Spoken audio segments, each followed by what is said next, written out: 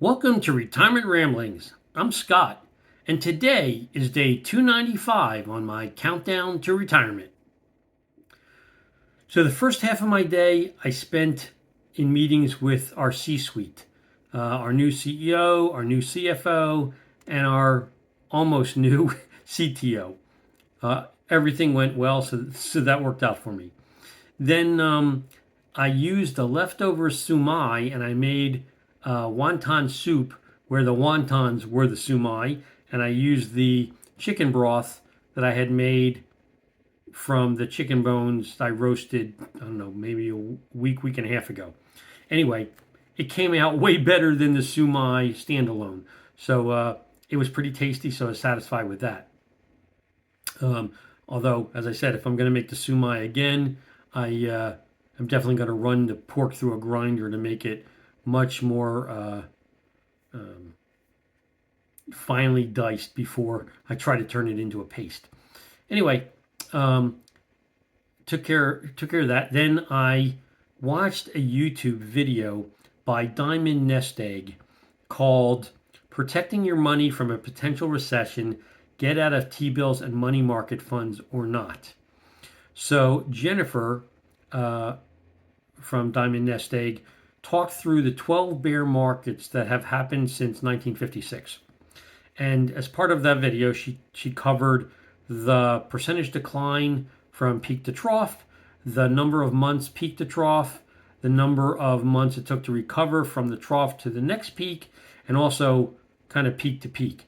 But the average decline over those periods was a little over 33%, and it took 23 months to go from trough back to peak, and a full 36 months to go peak to peak. So to get a full recovery from the time that the market started crashing, I should say, took 3 years.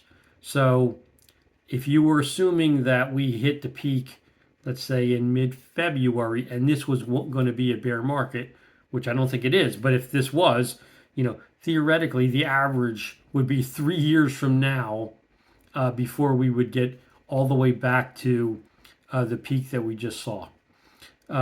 Anyway, she had a wealth of relevant stats that she provided in the video. I'm going to link the video in my description down below. So if you're interested in this particular topic, you can click through, watch the video. I found it to be very interesting. Highly recommend it. Then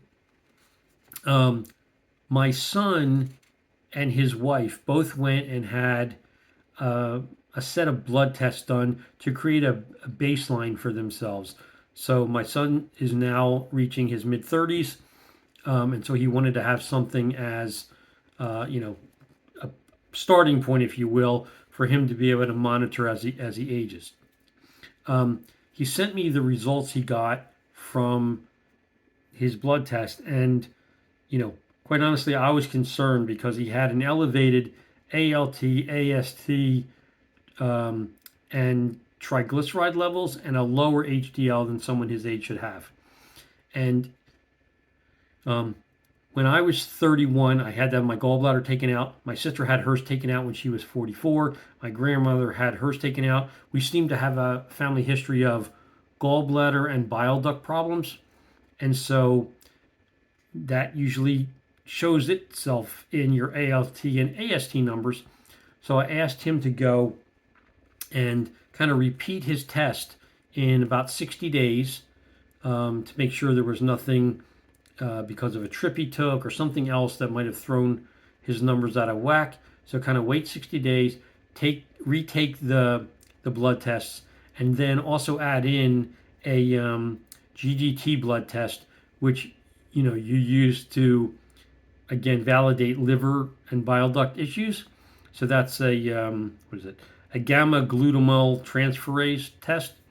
Anyway, I asked him to take those tests, and then if his ALT, AST, and GGT are all elevated, then I'd be super concerned, and I'd want him to get an ultrasound of his bile duct area to see whether or not there's a bile duct blockage, and also to check for gallstones. And if he doesn't do that, then I'd want him to get a CT scan of his abdomen, which would also show if there was a blockage or any kind of gallstones. So I'll wait and see, in 60 days whether or not that is problematic for him. But again, that could be kind of inherited condition from our family. I also had him check a bunch of other markers in his blood health, all of which are currently good for conditions that my dad has, my mom has, that I have, to make sure that as he ages, if any of those numbers start to get into the ranges that we have problems with, he'll know what the plan is to try and minimize any disruption to his life caused by those conditions.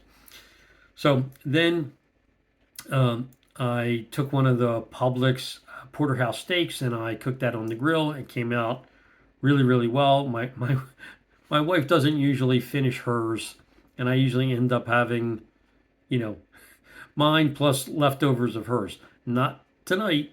She ate the entire thing, chewed on the bone, like it was. She enjoyed it, which is good. Then I had a young lady reach out to me about this Insignia ultra slim laptop charger. Apparently, her daughter bought a laptop from Best Buy, and for whatever reason, the charger didn't show up with the laptop, and now it's delayed in shipment. So she was going to buy something to just hold her over so she could, her daughter could use the laptop she has. We went to a meetup. I met up with her. We checked the connection. Unfortunately, the unit I have has 6 tips, none of which were small enough to go in this particular laptop. So she's just going to have to wait until the appropriate thing shows up. But it was a good try, and we were both willing to meet this evening to see if it would work. So it didn't, so too bad for both of us, but that's the way it goes sometimes. Anyway, that's my update for today.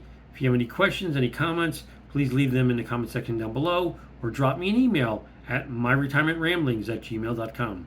Otherwise, I hope you have a great evening. Take care. Until tomorrow,